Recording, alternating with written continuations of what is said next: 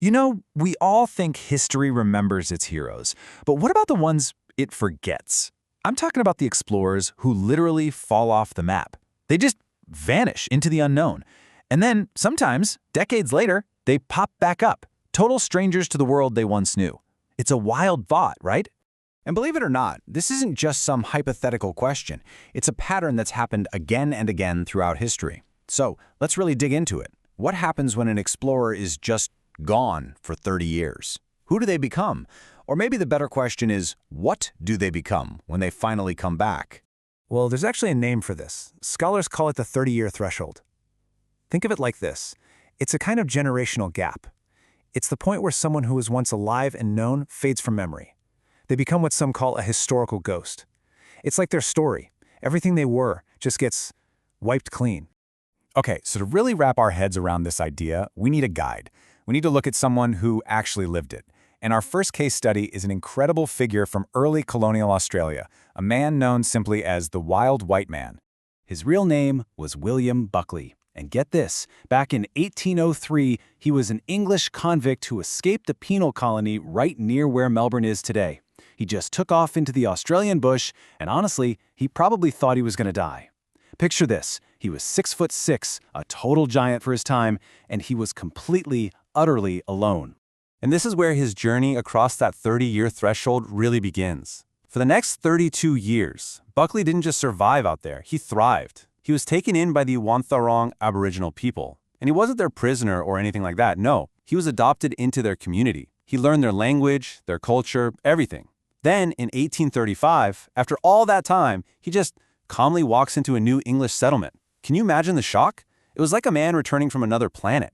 And this is what's so fascinating. Buckley wasn't an explorer like we usually think of them, right? He wasn't out there planting flags and claiming land for an empire. His real exploration was an internal one. He wasn't mapping coastlines. He was mapping the human spirit. As one analysis so perfectly puts it, he was mapping the human capacity for cultural adaptation. He proved just how much a person can change, how much they can adapt, just to survive.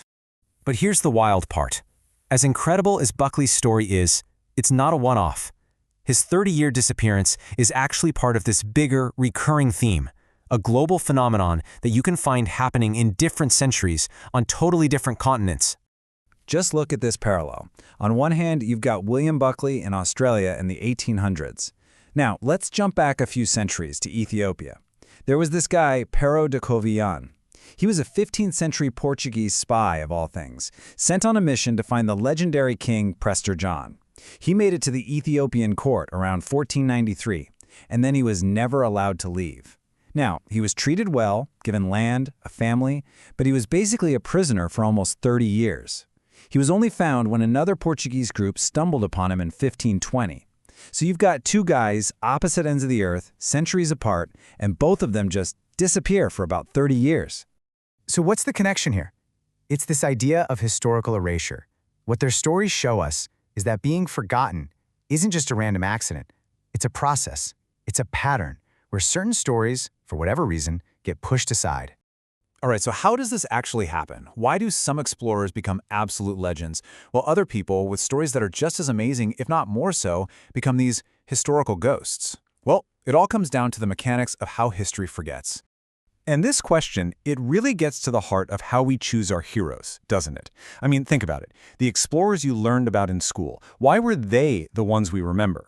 Was it really just about what they did, or was there something else going on? Okay, the race to the South Pole is the perfect example. You've got two main guys, Roald Amundsen and Robert Falcon Scott. Amundsen gets there first. He was super efficient, totally professional, and he got his whole team back safely.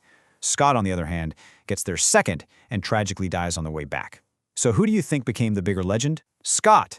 So why? Well, it's because Scott left behind these incredible journals, filled with what people called powerful literary genius and lyrical prose. Amundsen's account, it was seen as, well, kind of boring. It was a straightforward report. So Scott gave the world this epic, heroic tragedy. Amundsen just gave them a successful mission report. And this just shows you a really powerful truth about history, you know? It's not just about what happened. It's about who tells the better story. As one historian put it, and I love this quote, history isn't always written by the winners. In the case of polar explorers, at least, history was often written by the writers. A good story, it turns out, can be way more powerful than actually winning. So, what happens when these forgotten stories are finally brought back into the light? Well, the good news is, the past isn't set in stone. There are historians and modern-day adventurers who are actually out there right now working to bring these ghosts back to life. And this is an ancient history. This is happening today. For instance, in 2011, an explorer named Adam Schultz found the lost letters of an Arctic explorer, Hubert Darrell. A little before that, in 2000, a scholar named Jenny Balfour Paul discovered the missing years of a Victorian explorer, Thomas Mushell, just sitting in a dusty old box of his journals.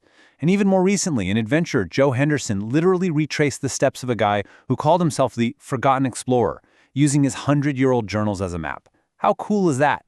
You see, this kind of work is so much more than just, historical fact-checking. Every single one of these rescued stories forces us to rethink the simple version of history we were taught. It takes that easy legend of a few great men and replaces it with something way more complex, more nuanced, and frankly, a lot more human. And that really leaves us with a pretty big question to chew on.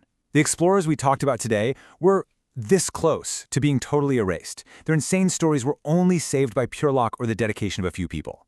So if these guys, people who mapped continents, who survived for decades against all odds, if they could be forgotten, just think about who else might be missing from the story.